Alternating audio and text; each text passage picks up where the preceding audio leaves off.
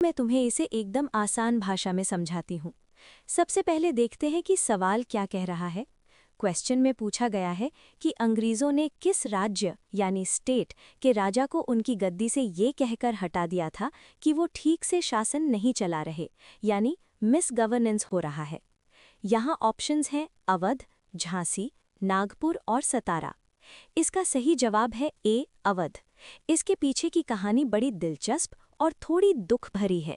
अंग्रेज governor general Lord Dalhousie एक policy चलाते थे जिसे कहते थे डॉक्ट्रिन ऑफ लैप्स यानी हड़प नीति।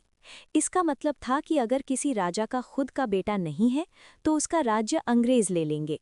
झांसी, नागपुर और सतारा को तो उन्होंने इसी वजह से हड़प लिया था क्योंकि वहां के राजाओं के पास अपना सगा बेटा नहीं था। लेकिन अवध के साथ कहानी अलग थी। अवध के जो नवाब थे वाजिद अली शाह, उनके पास अपने उत्तराधिकारी थे, तो अंग्रेज वहां हड़प नीति वाला नियम नहीं लगा पा रहे थे।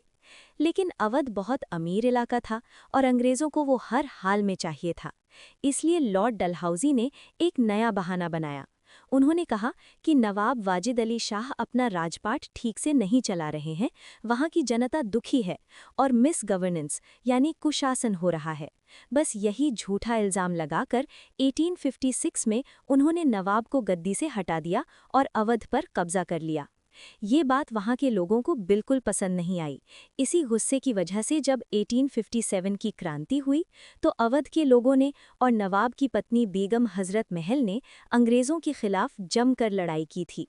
तो याद रखना, झांसी और सतारा गए थे बेटा न होने की वजह से, लेकिन अवध गया था कुशासन यानी मिस गवर्नेंस के आरोप की वजह से।